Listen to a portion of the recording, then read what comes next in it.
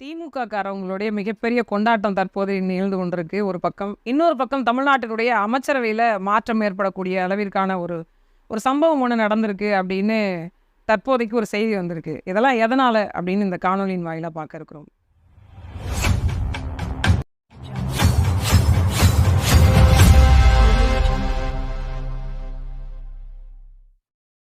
உலகமெல்லாம் பரவி வாழக்கூடிய அனைத்து தமிழ் நெஞ்சங்களுக்கும் அன்பு வணக்கம். திராவிட முன்னேற்ற கழகத்தினுடைய தொண்டர்கள் தமிழ்நாடு முழுமைக்கும் பட்டாசு வெடித்து இனிப்புகள் வழங்கி கொண்டாடி கொண்டிருக்கிறாங்க. என்ன மரியாதைக்குரிய முன்னாள் முதலமைச்சர் கருணாநிதியோடைய பிறந்தநாள் நினைக்கிறீங்களா? இல்லை. மரியாதைக்குரிய ஐயா முதலமைச்சருடைய பிறந்தநாள் நினைக்கிறீங்களா? இல்லை. இப்போ துணை முதலமைச்சராக ஆகலாமா வேணாமான்னு குழப்பத்தில் இருக்கக்கூடிய மரியாதைக்குரிய அண்ணன் உதயநிதி அவர்களுடைய பிறந்தநாள் நினைக்கிறீங்களா? அதுவும் இல்லை. இல்லை திராவிட முன்னேற்ற கழகம் தொடங்கிய நாள்னு நினைக்கிறீங்களா? அதுவும் இல்லை. தொடங்கிய அண்ணாவின் பிறந்தநாள் நினைக்கிறீங்களா? அதுவும் இல்லை. ஒன்றும் இல்லைங்க. ஒரு ஊழல் குற்றவாளியாக அமலாக்கத்துறையினரால் கைது செய்யப்பட்டு நீதிமன்றத்தில் நிற்க வைக்கப்பட்டு சிறையில் அடைக்கப்பட்ட செந்தில் பாலாஜி அவர்களுக்கு ஜாமீன் கிடச்சிருக்கு. அதுதான் இன்றைக்கி மிகப்பெரிய அளவிலான ஊடகங்கள் தொடர்ந்து போட்டுக்கொண்டே இருக்குது. திராவிட முன்னேற்ற கழகத்தினர் இனிப்புகள் வழங்கி குறிப்பாக கரூரில் பட்டாசுகள் வெடித்து கொண்டாடி கொண்டிருக்கிறாங்க. அதுக்கு நிறைய அவருடைய கூட்டணி கட்சியில் இருக்கக்கூடிய காங்கிரஸை சார்ந்தவர்கள் இன்னும் கூட்டணி கட்சியில் இருக்கக்கூடியவர்கள்லாம் வாழ்த்து சொல்லி கொண்டு இருக்கிறாங்க. இந்த விடுதலை, இந்த ஜாமீன் ஏன் வழங்கப்பட்டிருக்கு, என்ன மாதிரி நிபந்தனைகளோடு இந்த ஜாமீன் வழங்கப்பட்டிருக்கு, ஏன் இந்த கைது நடந்தது, இது எல்லாவற்றையும் நாம் விரிவாக பேச இருக்கிறோம். கடந்த ஜூலை மாதம் 14ஆம் தேதி மரியாதைக்குரிய செந்தில் பாலாஜி அவர்கள் தமிழ்நாட்டில் திராவிட முன்னேற்ற கழகத்தின் தலைமையிலான அமைச்சரவையில் இடம்பெற்றிருந்தால், குறிப்பாக மதுவிலக்கு துறையில் இருந்தார். அப்போதைக்கு அமலாக்கத்துறை முதல்ல வருமான வரித்துறை சோதனை நடத்தினாங்க. அதனை தொடர்ந்து அமலாக்கத்துறை சோதனை செய்யப்பட்டு அவர் கைது செய்யப்படுகிறார் விசாரணைக்காக. திரும்ப விசாரணையில் ஒத்துழைப்பு இல்லை அப்படின்னு ஒரு பக்கமும், இல்லை நாங்கள் ஒத்துழைக்கிறோம், இவர்கள் தான் எங்களை கடினப்படுத்துகிறாங்கன்னு ஒரு பக்கமும் பேச்சுவார்த்தை நடந்து கொண்டே இருந்தது.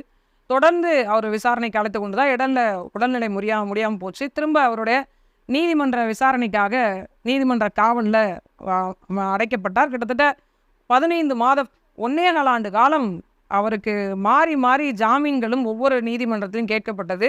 அது மாவட்ட நீதிமன்றத்திலேருந்து தொடங்கி உயர்நீதிமன்றம் வரைக்கும் தொடர்ந்து அவருக்கான ஜாமீன் மனு, பிணை மனு நிராகரிக்கப்பட்டு கொண்டே இருந்தது பல்வேறு காரணங்களுக்காக. அதில் குறிப்பாக அவர் வந்தால் சாட்சிகளை கலைச்சிருவார் அப்படிங்கிற ஒரு காரணத்தை ஏற்கனவே அமைச்சரவையில் இடம்பெற்றிருக்கிறார். ஒரு பெருத்த செல்வாக்குடையவராக இருக்கிறார். அதிமுக ஆட்சி காலத்திலும் அமைச்சரவையில் இருந்தார். அதனால் அவருக்கான பிணை கொடுக்க முடியாது என்று திட்டவட்டமாக நீதிமன்றம் மறுத்துருச்சு. என்ன வழக்கிற்காக இவர் கைது செய்யப்பட்டிருக்கிறார் அப்படின்னு பார்க்கும்போது பார்த்தீங்கன்னா, சட்டவிரோதமான பண பரிவர்த்தனை. நாமளே செந்தில் பாலாஜி அவர்களுடைய அந்த தொடர்ந்து நடந்த சிக்கல்கள்லாம் தொடர்ந்து காணொலியாக போட்டுக்கொண்டே இருந்தோம். பண பரிவர்த்தனை தொடங்கி என்ன விதமான சட்டவிதமான பண பரிவர்த்தனை. இதில் பெரிய கொடுமை என்னென்னா, அதிமுக ஆட்சி காலத்தில் போக்குவரத்து துறை அமைச்சராக இருக்கின்ற போது அங்கே இருக்கக்கூடிய ஊழியர்களை பணியமர்த்துவதற்கு அதுக்கான லஞ்சம் பெற்றதாக இவர் மீது வழக்கு பதிவு செய்யப்பட்டது. அதற்கான மிக முக்கிய காரணமாக திராவிட முன்னேற்ற கழகம் இருந்தது. பொதுவெளியில் மேடையில், திமுகவினுடைய மேடையிலே மரியாதைக்குரிய ஐயா ஸ்டாலின் அவர்களே பேசியிருந்தார். இங்கே இருக்கக்கூடிய, அதுவும் கரூர்லேயே கூட்டம் போட்டு பேசினாங்க. இங்கே இருக்கக்கூடிய செந்தில் பாலாஜி மிகப்பெரிய ஒரு திருடர், அந்த மக்கள் பணத்தை கொள்ளையடிக்கிறார், வேலை வாங்கி தர என்று பணத்தை நிறைய வாங்கியிருக்கிறார் அப்படின்னு அவரே பேசியிருந்தார். அதனுடைய தாக்கம் கிட்டத்தட்ட அமலாக்கத்துறையினுடைய காதில் அது இருந்துக்கிட்டே இருந்திருக்கு போல. மீண்டும் அவர் திராவிட முன்னேற்ற கழகத்துக்கு சேருவார், அமைச்சரவையில் இடம்பெறுவார்னு ஐயா ஸ்டாலினே நினச்சி கூட பார்த்துருக்க மாட்டார். ஆனால் ஏதோ காலம் கொண்டு அவரை மறுபடியும் திராவிட முன்னேற்ற கழகத்தில் இணைய செய்தது. அதிலும் வெற்றி பெற்றார். சட்டமன்ற உறுப்பினராகி பிறகு அமைச்சரவையிலும் இடம்பெற்றார். இதில் மதுவிலக்குத்துறையை அவருக்கு கொடுத்துருந்தாங்க. சரி, அதிமுகவில் நடந்த ஊழல் ஒரு பக்கம், திமுகவில் வந்தால் ஒழுங்காக இருந்தாரா அப்படின்னு கேட்டிங்கன்னா, பெருத்த ஒரு பேருடைய வழங்கப்பட்டால் 10 ரூபா பாலாஜி என்று ஒரு பாட்டிலுக்கு 10 ரூபா வைத்தார். கிட்டத்தட்ட டாஸ்மார்க் நிறுவனத்துக்கு 1 லட்சம் கோடி நஷ்டத்தை, அதாவது இழப்பீட்டை அது மொத்தமாக இவர் காண்பிச்சார் அப்படின்னு இங்கே ஒரு குற்றச்சாட்டும் பதிவானது. ஒட்டுமொத்தமாக சட்டவிரோதமான பண பரிவர்த்தனை நடத்தி இருக்கிறார் என்கிற ஊர்ஜிதமாக தகவலை எடுத்து தான் அமலாக்கத்துறை அவரை கைது செஞ்சது. இந்த 1.25 ஆண்டும் விசாரணை கைதியாக தான் அவரை வச்சுருந்தாங்க. பல்வேறு தரப்புலையும் அவருக்கு எப்படியாவது பிணை கிடச்சிடணும்னு ஆள்கின்ற திராவிட முன்னேற்ற கழகம் தொடர்ந்து முயற்சி செஞ்சு வந்து கொண்டே இருந்தது.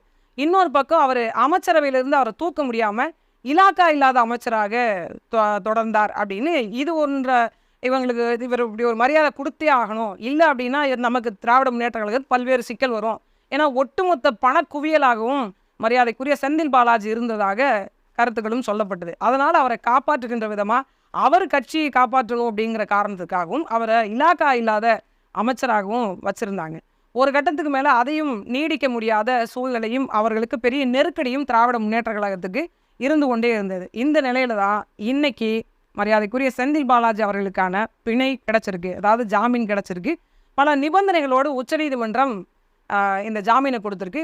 பயங்கரமான ஒரு அனல் பறந்த விவாதங்கள் போயிட்டு இருந்திருக்கு. அமலாக்கத்துறை மீது இவர்கள் குற்றச்சாட்டும் இவர்கள் மீது அமலாக்கத்துறை குற்றச்சாட்டும் மாறி மாறி குற்றச்சாட்டுகளை வைத்து கொண்டே வந்தாங்க. அதன் பொருட்டு சரி, ரொம்ப நெருக்கடி சூழல் இருக்கிறதுனாலையும் தொடர்ந்து இவங்க ஜாமீனுடைய மனுவை நிராகரிச்சுக்கிட்டே வந்ததுனாலையும் சில நிபந்தனைகளோடு இவர்களுக்கு பிணை மனு, அதாவது ஜாமீன் வழங்கப்பட்டிருக்கு. அதில் குறிப்பாக என்ன மாதிரியான, அதாவது 471 நாட்களுக்கு பிறகு அவருக்கான பிணை என்னவா சொல்லப்பட்டிருக்கு அப்படின்னா, நிபந்தனைகள் மிக குறிப்பாக பார்த்தீங்கன்னா, இவர் குற்றவியல் நடைமுறை விசாரணைக்கு இவர் ஒத்துழைக்கணும்.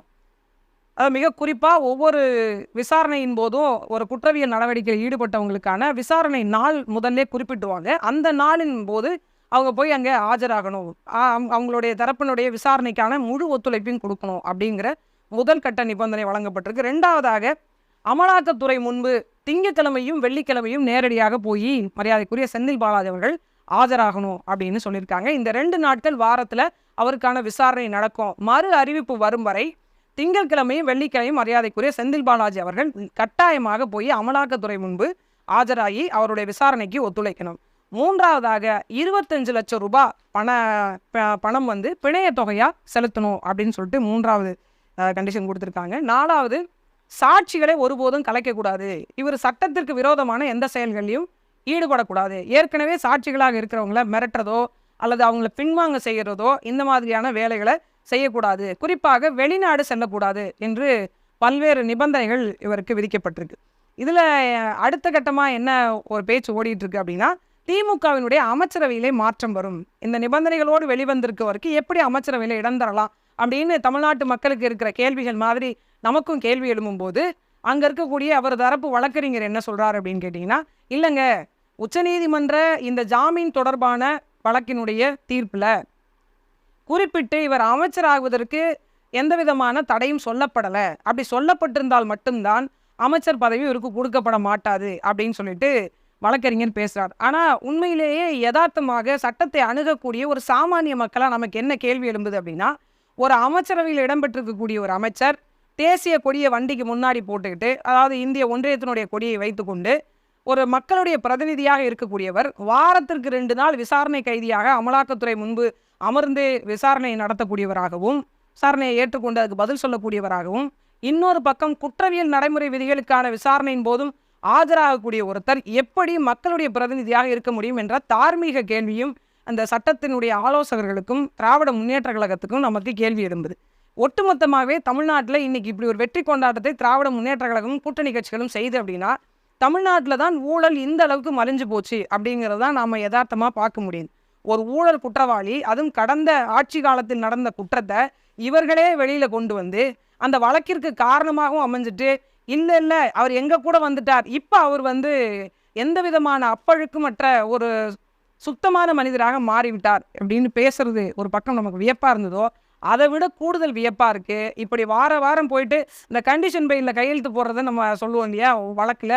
அந்த மாதிரி ஒவ்வொரு முறை ஒவ்வொரு வாரத்தில் 2 நாளும் போய் ஆஜராகி தன்னுடைய அமலாக்கத்துறை முன்பு தன்னுடைய விளக்கத்தை சொல்லுகின்ற ஒருத்தரை மக்களுடைய பிரதிநிதியாக எப்படி மாற்றுவாங்க அப்படின்ற ஒரு கேள்வியும் இருக்குது. இன்னொரு பக்கம் திமுகவினுடைய அமைச்சர்களுக்கு ஒரு பெரிய நெருக்கடி இருக்குது. யாருக்கு எந்த துறையை மாற்றுவாங்களோ, யாருக்கு எந்த துறையிலேருந்து எந்த துறையை தூக்கி போடுவாங்களோ, இவர் உள்ளே இருந்திருக்கலாமே, இவர் வேறு வந்து நமக்கு பெரிய பிரச்சனையை கொடுக்குறாருன்னு இருக்கின்ற அமைச்சர்களுக்கும் நினைக்கக்கூடிய அமைச்சர்களுக்கும் பெரிய சிக்கல்களை ஒரு பக்கம் ஏற்படுத்தியிருக்கு. வாய் திறந்து ப்ரெஸ் மீட்டில் சொல்கிறாங்க, எங்களுக்கு மகிழ்ச்சி அளிக்குது அப்படின்னா முகத்தில் அப்படி ஒன்றும் பெருசாக மகிழ்ச்சி அளிக்கிற மாதிரி தெரில. அதிலும் குறிப்பாக மரியாதைக்குரிய முதலமைச்சர் ஒரு அறிக்கை விட்டிருக்கிறார். எவ்வளோ நெருக்கடிகள் வந்த போதும் செந்தில் பாலாஜி இத்தனை நாட்கள் அவரை விசாரணை கைதியாக உள்ள வச்சுருந்ததில் ஒரு பெரிய நெருக்கடிக்கு உள்ளாகி மனம் தளர்ந்துருவார் அப்படின்னு இவங்க முடிவு பண்ணாங்க. ஆனால் அவர் அப்படியெல்லாம் இல்லவே இல்லை.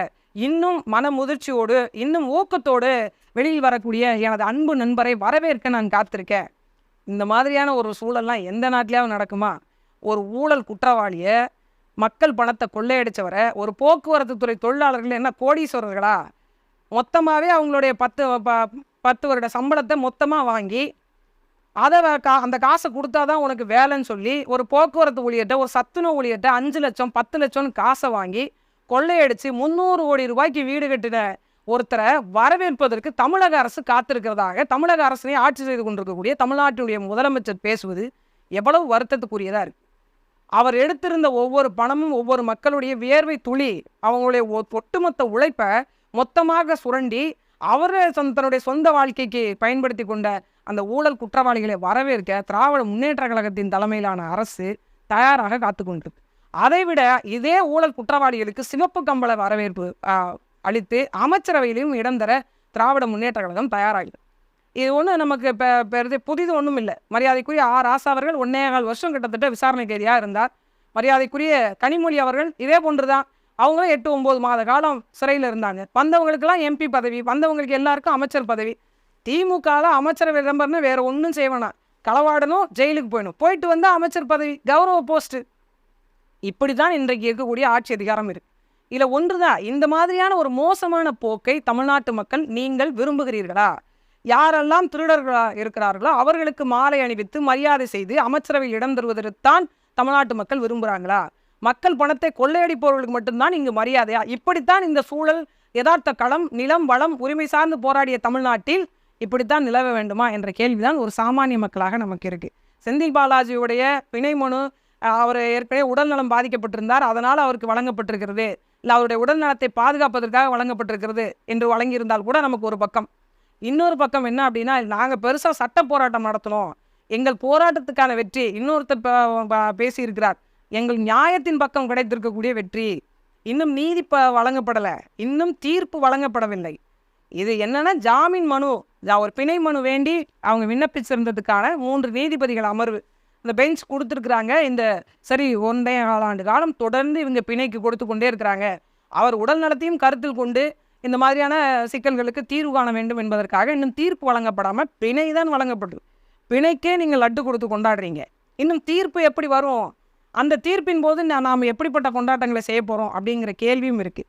உண்மையிலேயே ரொம்ப கடுமையான தீர்ப்பாகத்தான் இருக்கும். மக்கள் பணத்தை கொள்ளையடித்து வாழ நினைப்பவர்களுக்கெல்லாம் செந்தில் பாலாஜி அவர்களுடைய வாழ்க்கை ஒரு பெரிய பாடமாக அமையணும் அப்படிங்கிறதா நீதிபதிகளுக்கும் சட்டத்திற்கும் நாம் வைக்கக்கூடிய ஒரு வேண்டுதலாக அமைகிறது. ஒட்டுமொத்தமாக தமிழ்நாட்டில் ஒன்றை மட்டும் மக்கள் தெளிவாக புரிந்து கொள்ளணும்.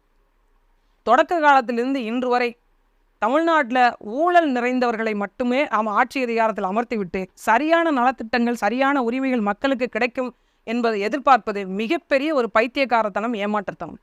இதிலிருந்து மக்கள் முதல்ல விடுபடணும், வெளியில் வரணும். சென்ற ஆட்சி காலத்தில் திருடியவர்கள் அடுத்த ஆட்சி காலத்தில் நல்லவர்களாகவும், அதுக்கு அடுத்த ஆட்சி காலத்தில் கெட்டவர்களாகவும் எப்படி மாறுவாங்க? ஒரு வீட்டில் ஒரு ரொம்ப தெரிஞ்சவர், ரொம்ப சொந்தக்காரர், ரொம்ப வேண்டப்பட்டவர், 10-15 ஆண்டு கால நண்பர் வீட்டுக்கு வர்றாரு. ஏதோ அவருக்கு அவசரம், ஒரு சூழல் சரியில்லை, அதனால் வீட்டில் உள்ள ஒரு 500 ரூபாய் பணத்தை எடுத்துட்டார் அப்படின்னா இத்தனை ஆண்டு கால நட்பை ஒரே ஒரு நிமிடத்தில் தூக்கி எறிஞ்சிட்டு போயிடுவோம். களவாண்டுட்டான், களவாணி பையன் அப்படின்னு சொல்லிட்டு இவனெல்லாம் நம்ம வீட்டில் சேர்த்தோமே அப்படின்னு நினைப்போம். ஆனால் 5 ஆண்டு காலம் நம்மளுடைய உழைப்பை, நம்மளுடைய உரிமையை, நம்மளுடைய நிலத்தை, நம்மளுடைய வளத்தை தொடர்ந்து சுரண்டி திங்கக்கூடிய இந்த களவாணிகளை நீங்கள் எப்படி வரவேற்கிறீர்கள்? அமைச்சர் பதவி கொடுக்குறீங்க. ஒற்றை கையெழுத்தில் உங்கள் தலையெழுத்தை மாற்றக்கூடியவர்களாக ஒருவரை உருவாக்க வேண்டும் என்றால் அவர் எப்படிப்பட்ட நேர்மையாளனாக இருக்க வேண்டும்? அரசியலுக்கு வந்தால் குறைஞ்சபட்ச நேர்மையாவது இருக்கணும். நமக்கு ஓட்டு போட்டு இவ்வளோ பெரிய அதிகாரத்தை கொடுத்த மக்களுக்கு நாம் நேர்மையாக இருக்கணுமே, குறைஞ்சபட்ச நேர்மையாவது இருக்கணும். ஆனால் இங்கே நேர்மையாக என்னவா இருக்குது தெரியுமா? யார் எவ்வளோ கமிஷன் கொடுக்குறாங்க, அதில் நான் எவ்வளோ பர்சன்டேஜ் எடுத்துக்கிறேன், இதுதான் இங்கே நேர்மையாக இருக்குது. இப்படிப்பட்ட நேர்மையை தான் மக்கள் விரும்புகிறீங்களான்னு வரக்கூடிய தேர்தலையாவது சிந்திச்சு வாக்கு செலுத்துங்க.